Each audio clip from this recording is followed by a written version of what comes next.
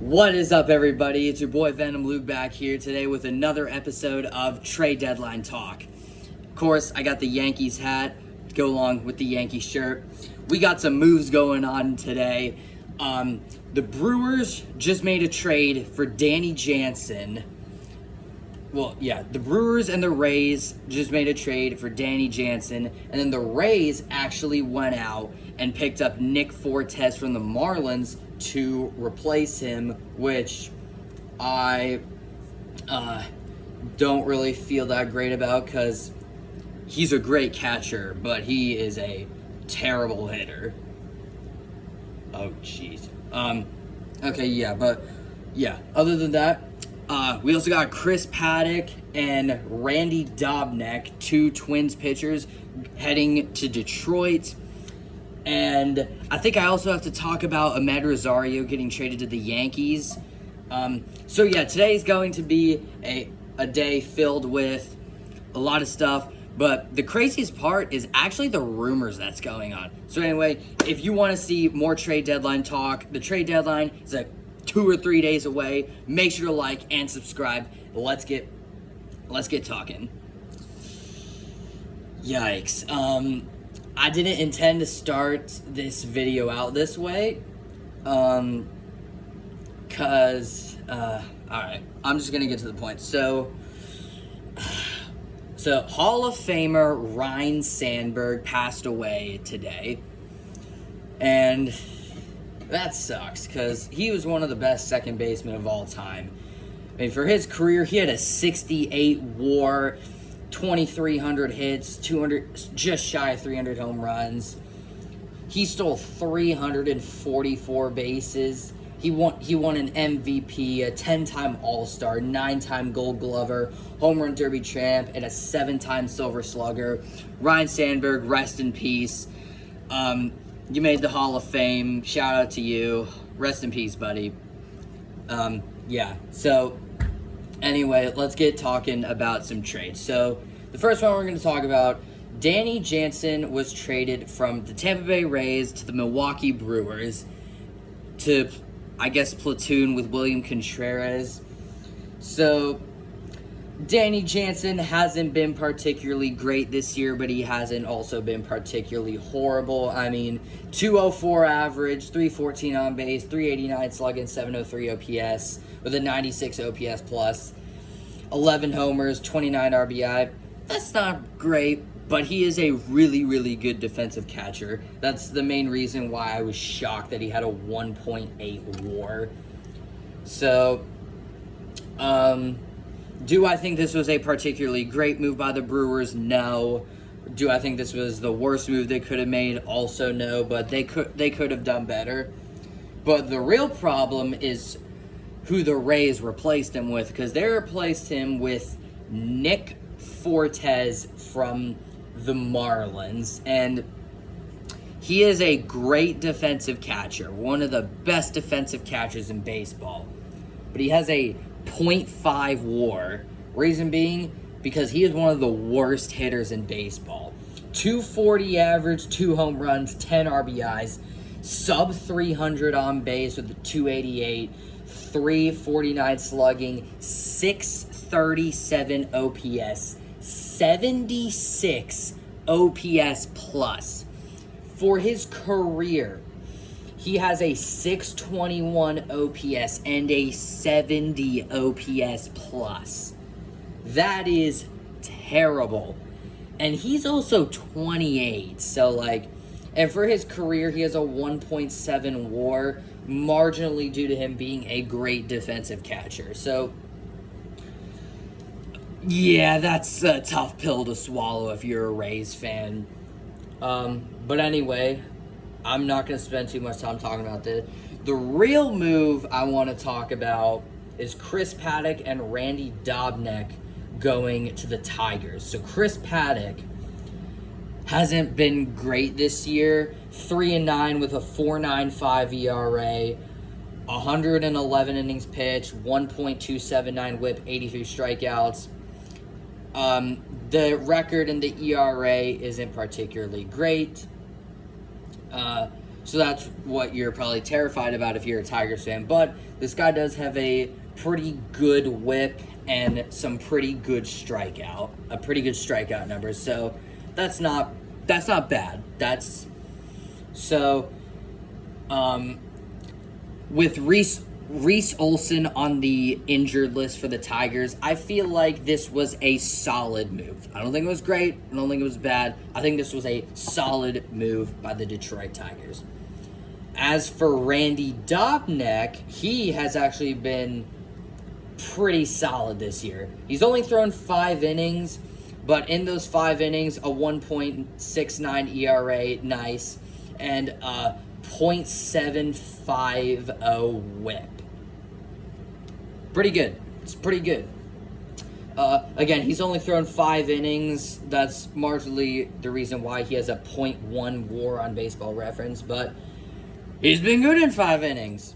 He's now going to Detroit, where apparently he's in the minors. Well, maybe they're trying to fix him. I don't know. So I think this was a solid move by the Tigers. They did give up a switch hitting deep glove first prospect, so I guess it wasn't that bad. But the real move I wanted to talk about is Amed Rosario going from the Washington Nationals to the New York Yankees, my team. So, Amed Rosario this year, .275 average, 5 home runs, 18 RBIs, 1 stolen base, .314 average, .430 slugging, .744 OPS, and a .111 OPS plus.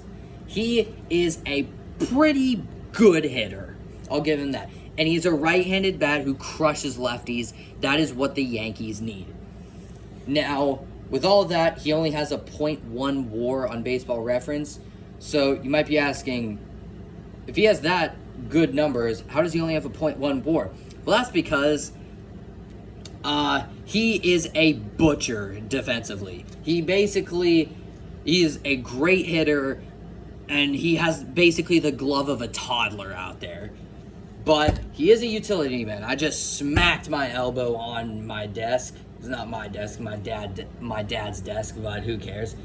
But he can play a lot of places. He plays shortstop, second base, probably third base, and of course he plays outfield, which is honestly what the Yankees kind of need, because Aaron Judge, I mean, he's coming back in like 10 days, but he's probably not going to play outfield for the rest of the season.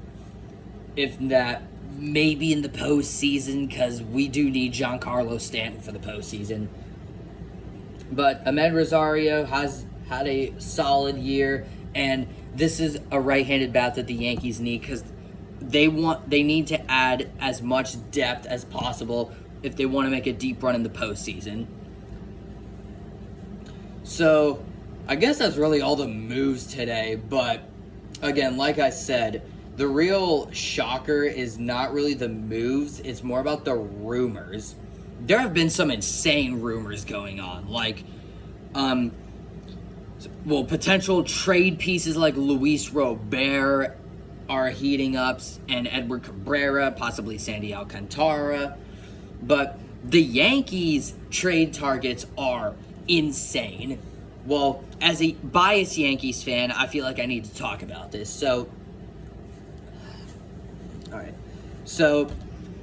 what the Yankees really need right now is some bullpen arms, maybe another starting pitcher. I know Luis Heel is coming back. I know Ryan Yarbrough is coming back. And you're going to get Garrett Cole next year.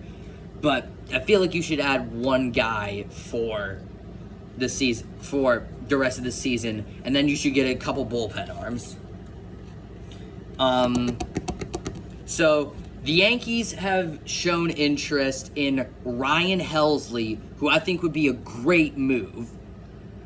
Now, would it take a lot to get him? Well, he has like a 3 ERA this year, which is great. But I don't think it would take a whole lot to go and get him. Like, it's not going to take a Spencer Jones, a George Lombard to get him. It might cost you like maybe a Roger Arias, Alexander Vargas, Everson Pereira, maybe those type of guys. Maybe Cam Schlittler. He's got a really difficult last name to say. I don't think it would take particularly much to get Ryan Helsley, or at least not a Spencer Jones, George Lombard, not those type of guys. But they've also shown a lot of interest in like the Twins pieces, like Willie Castro, Johan Duran, Joe Ryan, Griffin Jacks, and Harrison Bader.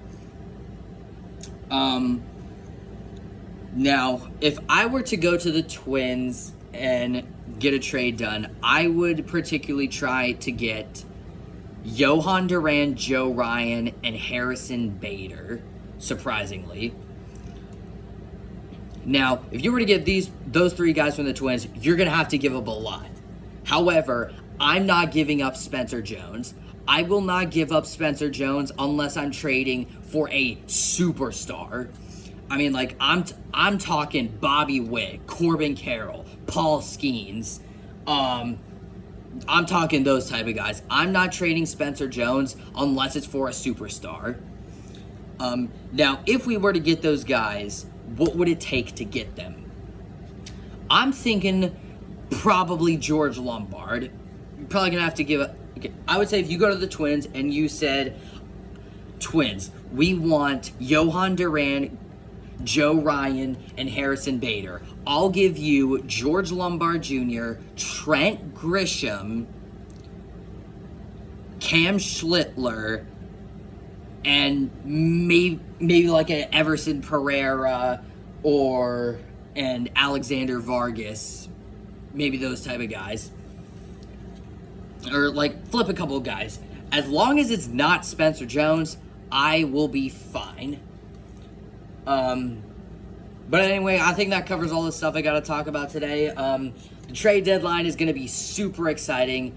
Oh, wait, one more thing. I know a lot of other teams are interested in the guys I just named, but as a Yankees fan, those are the guys I would be willing to give up to get those guys. Like I said, not giving up Spencer Jones unless it's for a Bobby Witt, Paul Skeens, Corbin Carroll, some like young superstar, Julio Rodriguez, maybe even Cal Raleigh. I know the Mariners aren't going to trade Big Dumper, but I'd throw his name out there. But yeah, I'd love to know what you guys think about the moves and rumors that are going on. And let me know if you guys are excited for the trade deadline. I surely am. And make sure you guys like and subscribe and turn on the notification bell so you don't miss a single episode of this year's trade deadline talk. See you later.